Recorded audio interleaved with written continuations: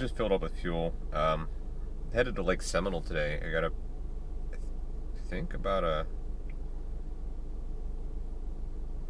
me see how far. Yeah, 4.5 hours is what I thought.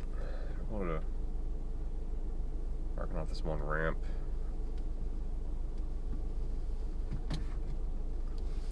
It's a long drive for me. So, yeah. This is the last Hobie event I'm going to do. When you don't have a ton of sponsors on board to help cover costs, then, going extra far just isn't. It's not that it's not feasible, it just costs a lot. And if I don't win something, then I don't recoup it. So I'm hoping I'm going to cash a check. Not a big field this time around. We had about 177, I think, or 178 anglers for Harris. We've got 117 for this.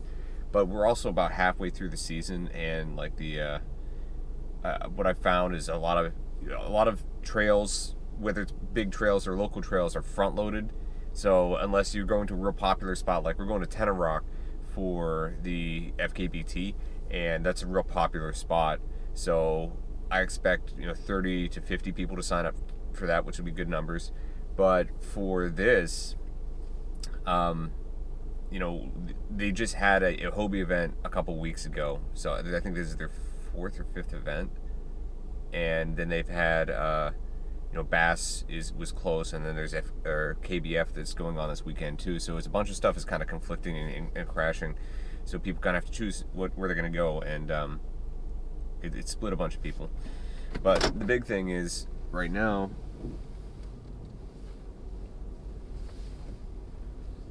we got to get up there, and after 4.5, 5 hours of driving, we're going to have to do some pre-fishing. I've got an idea of what I want to do. There's some offshore timber I want to take a look at, and then just because of the weather, keep right to continue toward Florida's turnpike. I think that we're going to stay. I know that people are going to be shallow, try to get out of that weather, and I think I'm going to try to stay. I want to take a look at some protected areas. I know that we're going to have some storms and stuff, so that's the one thing I want to be careful of, but we'll see when we get there. Here goes another 4 hours. Well, making a first pit stop to get some gas. It in the middle of nowhere. I just realized that I drove all this way and don't have my charger for my battery or my 10 volt. So I'm going to have to go to Home Depot and pick up a 10 volt battery, but for the Torqeedo, I don't have my charger. That sucks.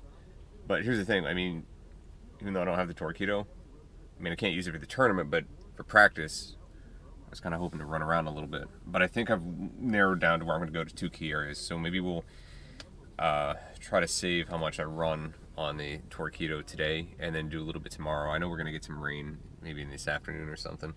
And then rain definitely tomorrow. It's going to be a wet tournament. So, problem number 1 there. But we're going to think positive, and we're going to think, hey, we're going to catch fish, and we're going to have fun. And as far as everything else, I have everything else. I brought extra clothes, so we're going to stay dry. Think positive. All right, so we're out here now. It's about 9 o'clock. Check this first spot. I'm thinking that I'm going to need to find somewhere to get out of the wind. I think I'm going to go up one of the creeks for Sunday, because it's supposed to be storms in the morning. I may do it on Saturday, I don't know. But we're going to check out this portion of the lake first. I want to check out some offshore stuff. I know that's not my thing, but it's timber, and I can fish timber. I'm going to try that first, and then after that we're going to take a shot at some stuff that's up shallow.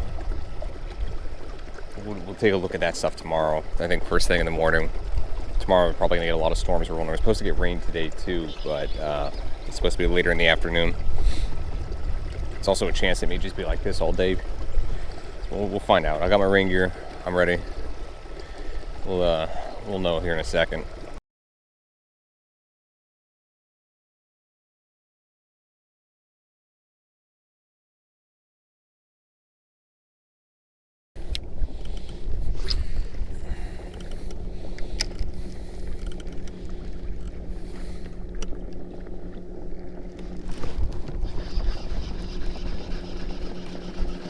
It's the first fish.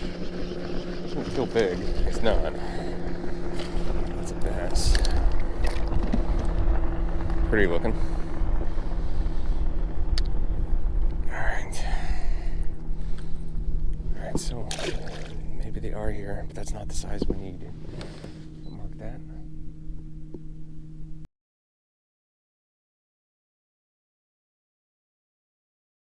See a good amount of bluegill in here. Saw 2 empty beds back there, maybe.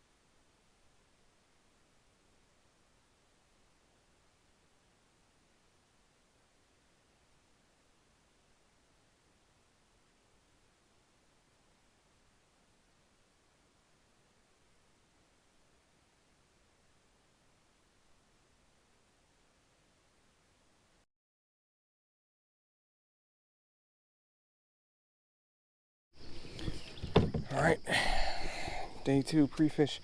Got rained on really hard yesterday. To the point where like I got completely soaked. So I had to dry everything out in the hotel room. For the most part, everything's dry. We're gonna launch right here today and see if we can't find something at one of these creek arms. Water is looking good. Nice and clean. For the most part, a bit of a greenish hue to it. The bad thing about this is like, obviously fishing this creek arm, I'm not going to get any type of depth reading. It's going to be worth anything. On or at least on my chart is what I meant. I'm going to have to figure this out. Mark off where the holes are, like that.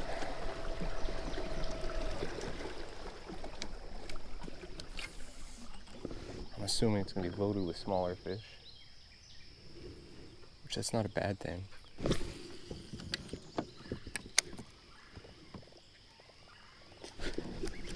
Oh, you came up out of the water to grab that. Oh, it's a pickerel. No. Oh, and he choked it. God, no. I'm going to back up a little bit and get into out of the current. Alright, I don't know if he's going to make it because he took those treble hooks deep. But they're pretty hardy fish.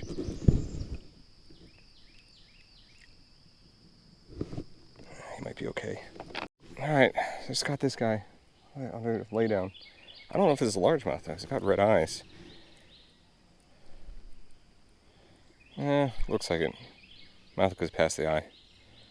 Alright. Just not used to fish with proportional size heads.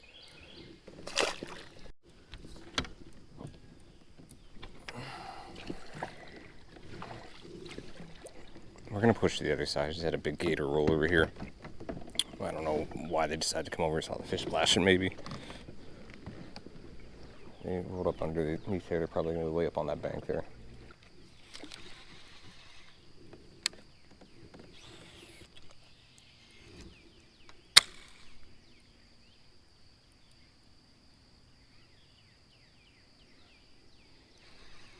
I'm gonna hit the rest of this on the way back.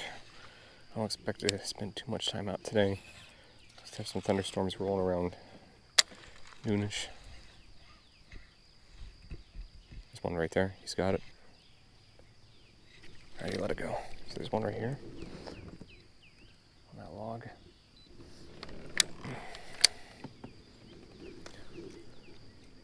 So I'm pre-fishing. The mistake I see most people make is that this close to tournament, I'm not going to be here. I'm not going to come here till like day 2. But the big mistake I see a lot of people make is they just hook everything. trying to figure out if is it consistent size or not. Like that there felt like a decent fish, probably same size as the other one, if not a little bit bigger. But people constantly will hook fish real close to a tournament. I'll do, in a new spot, I'll do one or two. Like I know there's a lay down over here. Now I know there's a fish here. There's probably fish all along this wood back here too. I'll hook one or two and then I'll move on. For the simple reason that, like, I need those fish to still be there. Once you catch a fish, usually they aren't going to stay close to that cover. Like, I don't know if that guy's going to go back under that log, but that log's so good, there's probably multiple fish hanging underneath it, not just him. But I don't want to burn that spot, you know. Well, I've gone quite a ways up, and I think the better bet is to go down. I haven't had a bite in quite a while, and I'm not seeing fish. That doesn't mean that they aren't here. I'm just not seeing them in like any numbers or anything that's actually kind of worth it. I think I've explored enough of this section up here. I did catch a good one, not like a giant, but like a probably 17 or so, fat. I don't think this is going to be the play for me either day. We'll have to see. I think I can get a limit out of here, but it seems to be they're on wood under mats. They're not on edges like this. I caught that one pickerel and I caught a bowfin. Well, I didn't catch him. I hooked him and reeled him in. He came off. But it was a bowfin on a swim jig off some of the grass here. But almost all the fish I've caught are in relation or in some type of wood and grass, or they're under like if there's a log like this and it's surrounded by a mat, there seem to be under it. So that's how we're gonna play it. I think if we go tomorrow and get out to the spot, like tomorrow's not gonna be bad wind wise. We're just gonna get some rain in the afternoon, some thunderstorms. If I can get out there where I was the other day, hit the docks first thing in the morning, because those docks have lights on, so I'm assuming that some of the fish will still be, any fish that's in the area will be there. So if I can get up under those and get a couple fish, and then get out on the timber that's in all that hydrilla, where a lot of people just seem to be ignoring and the boats can't get into. I think if I pitch that and hit all the holes and stuff in there, I can get a full limit, and I may get lucky, find a couple good ones out there. It's deep. It's like 13 foot, so it's not exactly shallow. I prefer to be less than 10, but if that's where the fish are going to be at, then we got to go get them. And fish is like stuff I know, you know, throw it in the pockets, let it sink, wind her in. So hopefully those fish will be there. I shook off quite a few. I only hooked, maybe 3. I'll make this quick. I don't know how good the lighting is, but just got back from the meeting. So the plan tomorrow is we're gonna go fish up where we had the hydrilla, where it's like 13, 14 foot deep along the timber. I'm pretty sure I can get a limit there. The fact that those guys caught a big one behind me makes me think that the big fish are in there. Interesting fact, somebody said today that, you know, they don't fish with the only with charts. They don't have their depth finder on, because for whatever reason the fish sense the depth finder, and they said they've done experiments or they've messed around where they've seen the fish come up and not bite, but as soon as they turn the depth finder off, it changes. So I don't really need the depth finder. I know how deep it's going to be, so I'm going to run charts tomorrow just in case it's true, which it makes sense because this lake is really pressured.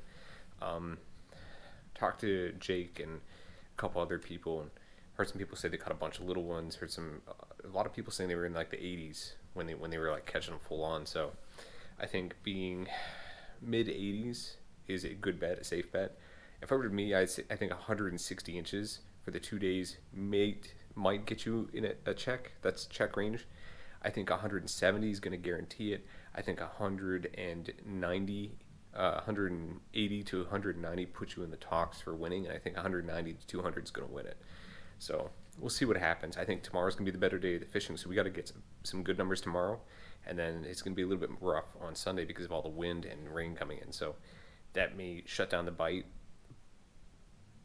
But I think that's the day that we make a move if we can make one happen. So we'll see what happens. I like fishing in rough weather and when things aren't optimal. So we'll see what happens. But All right. I mean, it is what it is. We'll get started. I'll see you guys out there.